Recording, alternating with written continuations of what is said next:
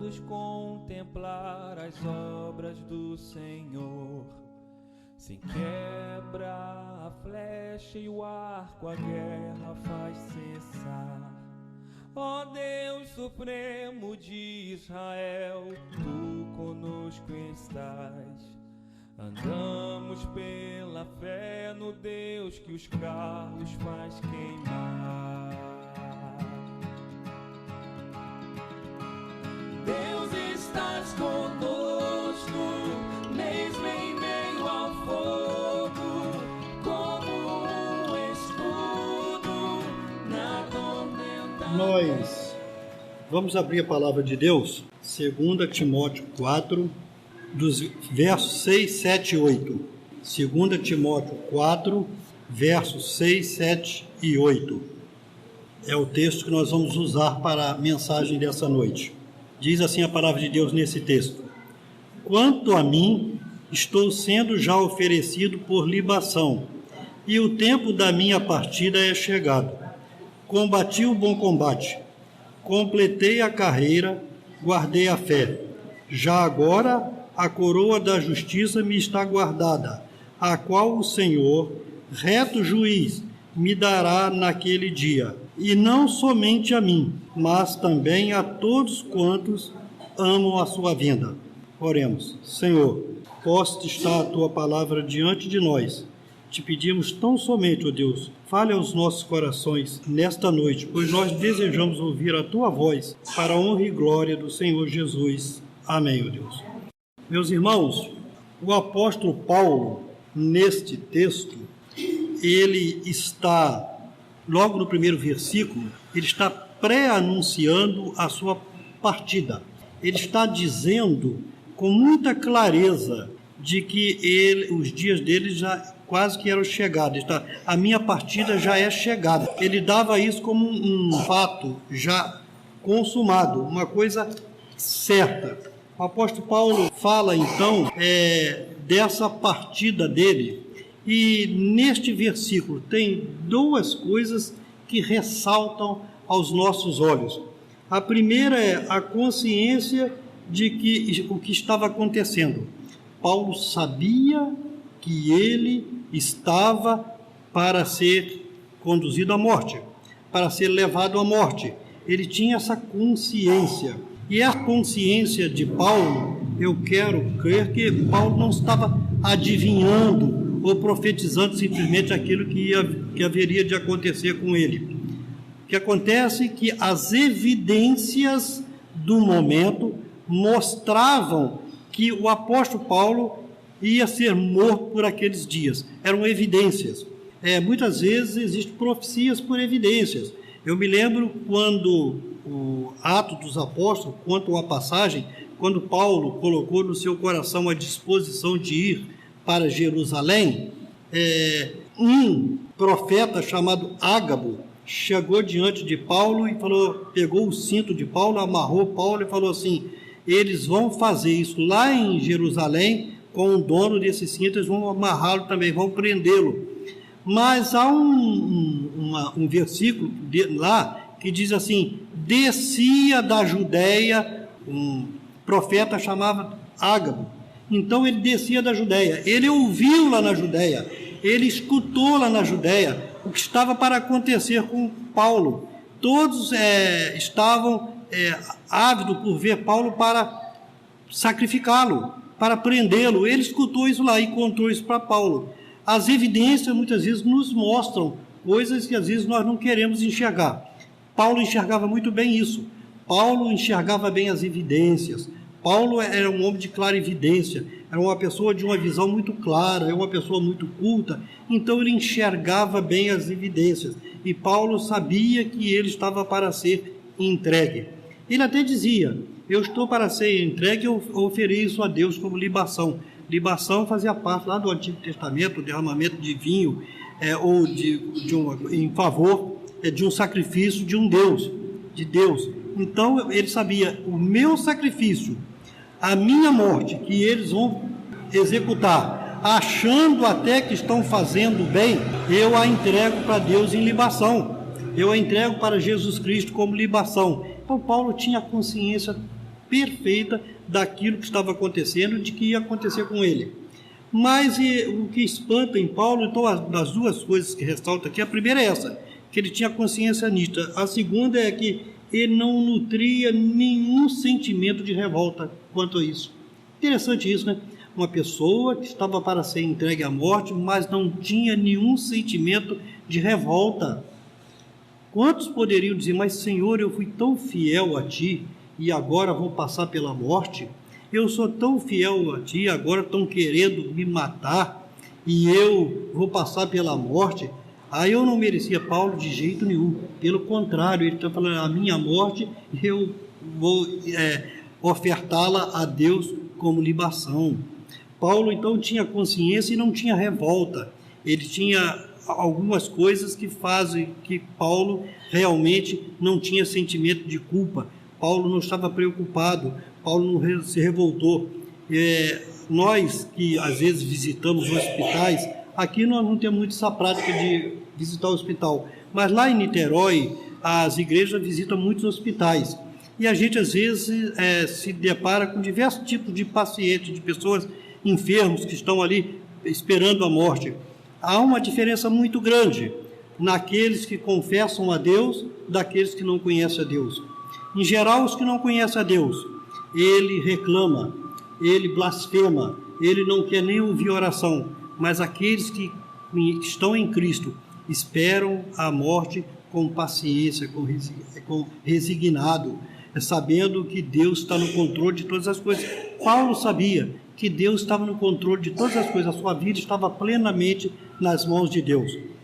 No versículo seguinte, o versículo 7, nós vamos começar a entender coisas que davam tranquilidade a Paulo. Por que que Paulo estava próximo à sua morte e estava tranquilo? Nós vamos entender no versículo 7 por que que Paulo estava tão tranquilo assim.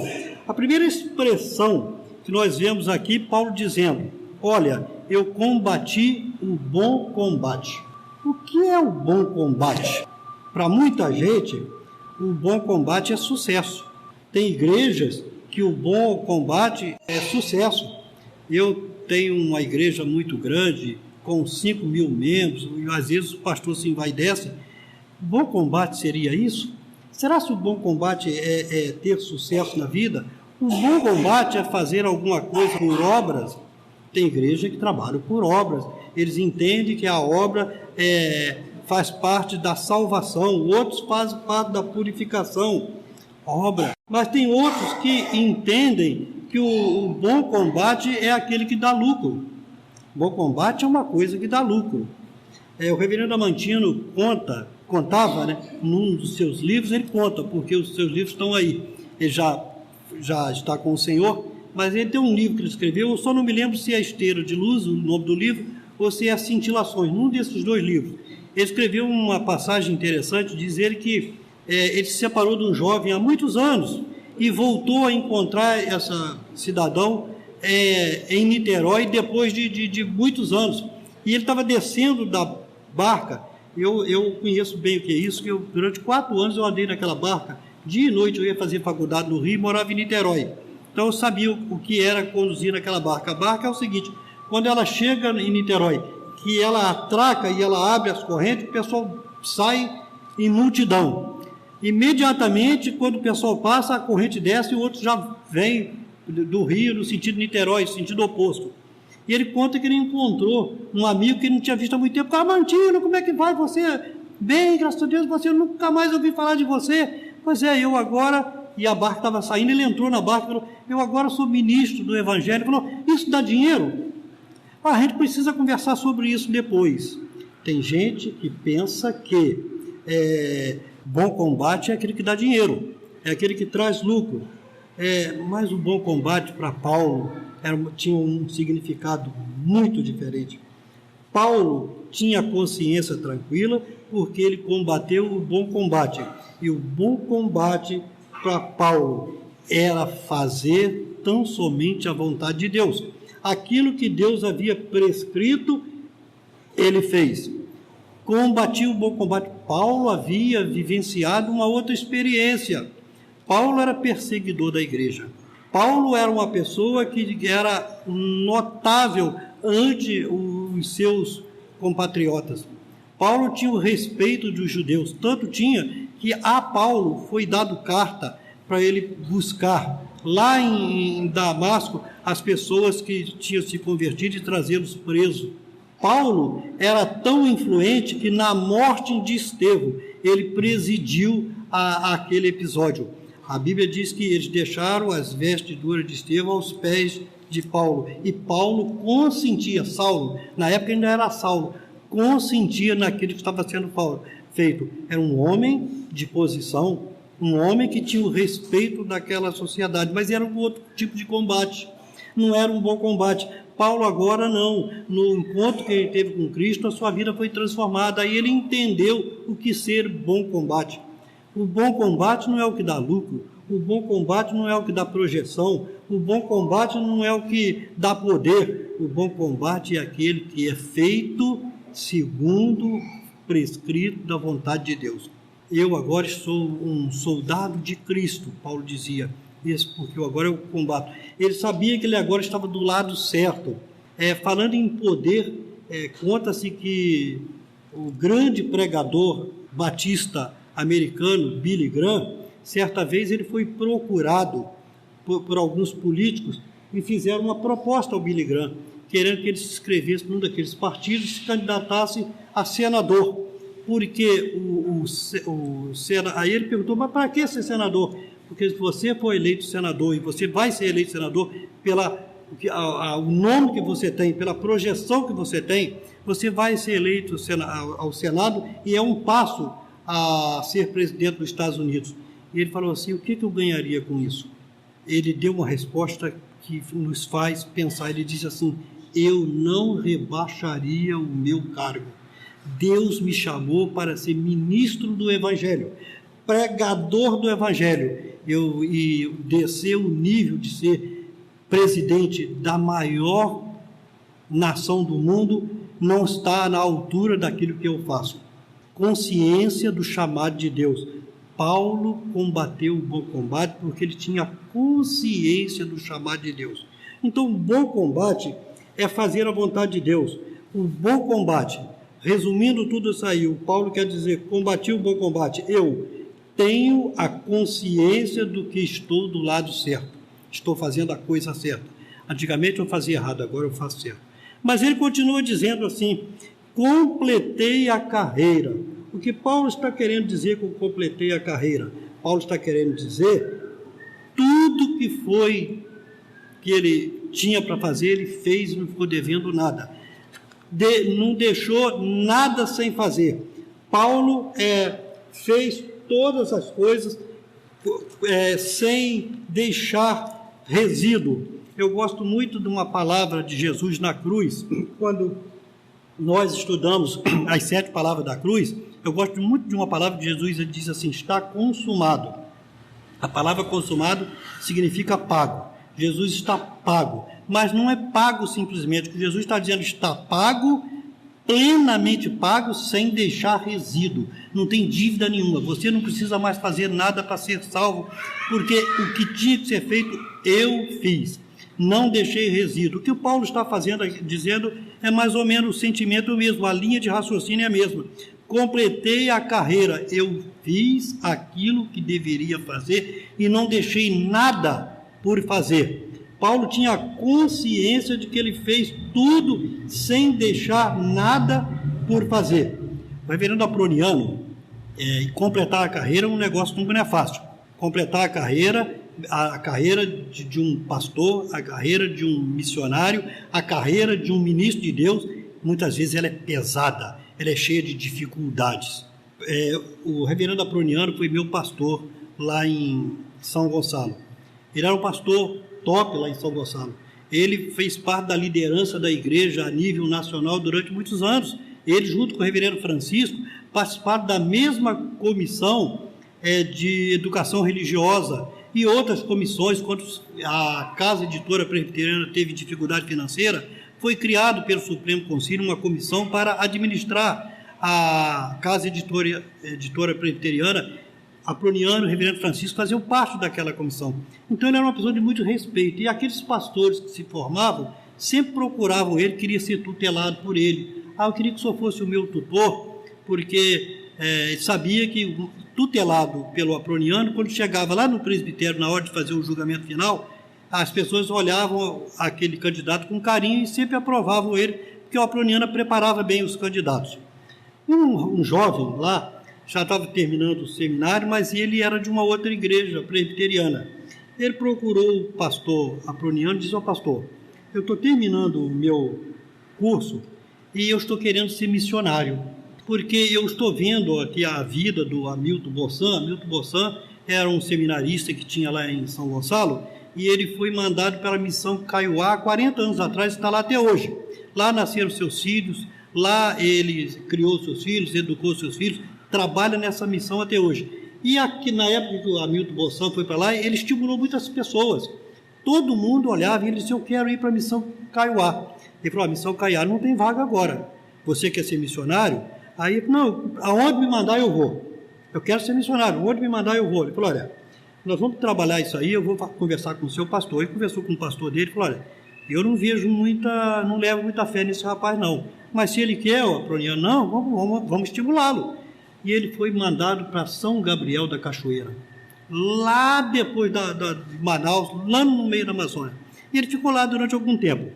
O reverendo Aproniano, certa vez, 6 meses depois, ele estava fazendo uma palestra, e a palestra era sobre missões, sobre vocação missionária. E ele falando: você não vê o irmão fulano de tal? Quando Deus toca no coração do indivíduo, o indivíduo vai. Ele foi para São Gabriel da Cachoeira, tão distante da família, com tanta dificuldade. Aí um pastor que estava lá de Aproniano: fica quieto que o moço já voltou. Aí o Aproniano, ele não aguentou o tranco e voltou. Gente, o que o apóstolo Paulo está dizendo aqui, quando completei a carreira, que o Paulo aguentou o tranco. Ele não voltou, ele não desistiu. Aquele jovem desistiu. Muitos desistem.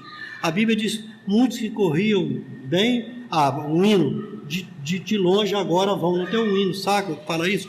Muitos desistem. Muitos não completam a carreira, porque não aguentam o tranco, a dificuldade. Paulo aguentou o tranco. Ele completou a carreira em meio a muita dificuldade, prisões, açoites. Certa vez desceu dentro de um cesto, um homem daquele nível, daquele naipe, passou por essas humilhações todas. Completei a carreira, o que eu tinha que fazer eu fiz, não deixei nada por fazer. As obras de Paulo teve início, meio e fim. E resumindo tudo isso, Paulo tinha a consciência do dever cumprido. Mas ele completa também: guardei a fé.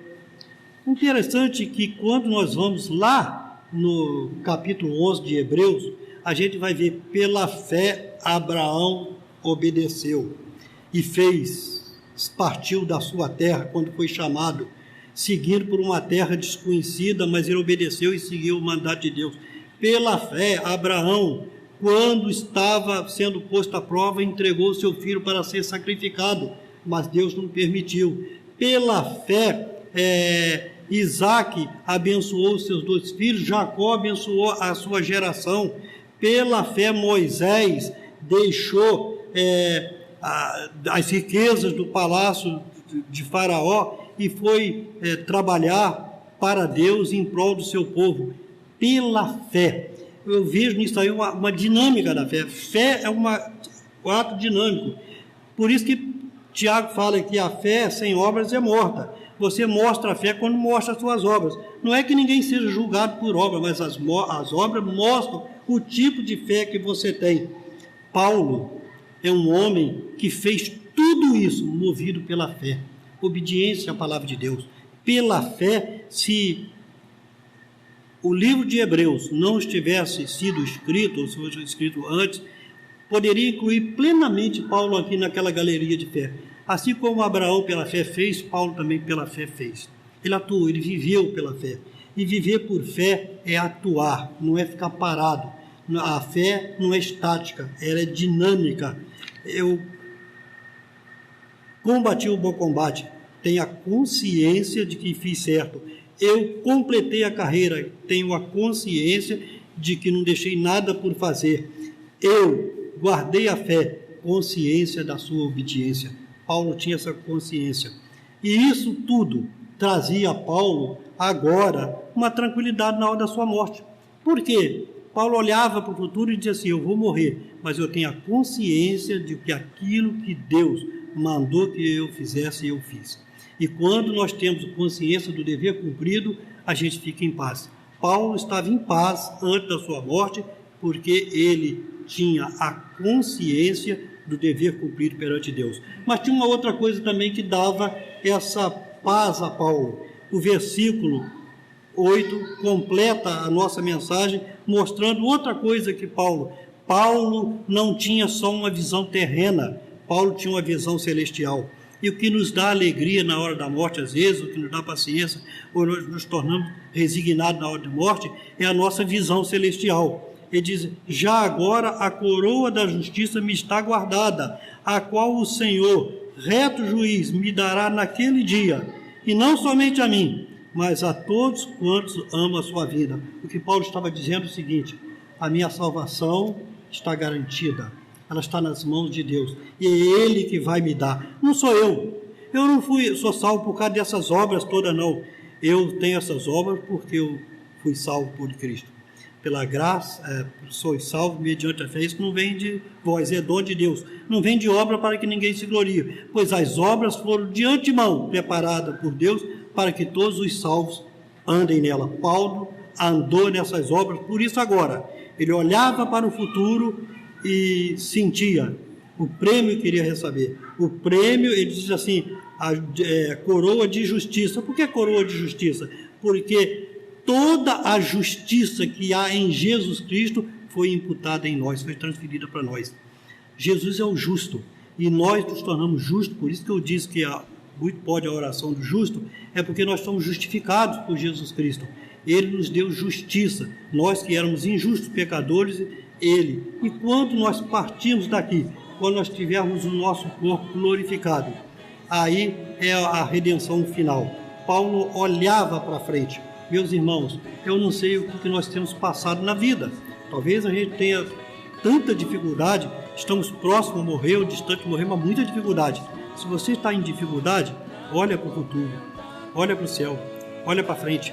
Eu costumo fazer um exercício, que é meu, eu costumo fazer esse exercício. Quando eu, às vezes, tem dia que eu estou chateado, todos nós somos humanos, tem dia que você está até com medo das coisas, mas eu paro e começo a pensar, Senhor, eu tenho certeza, eu sou meio otimista, né? Eu tenho certeza que daqui a 50 anos não estou mais pensando nisso, porque eu já estou com o Senhor.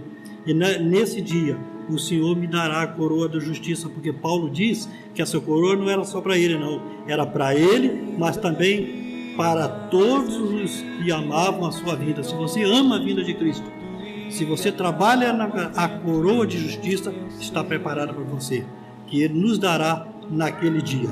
Que Deus nos abençoe. Amém. Deus, eu sei que no controle estás. Ainda que o mar se agite, és Senhor.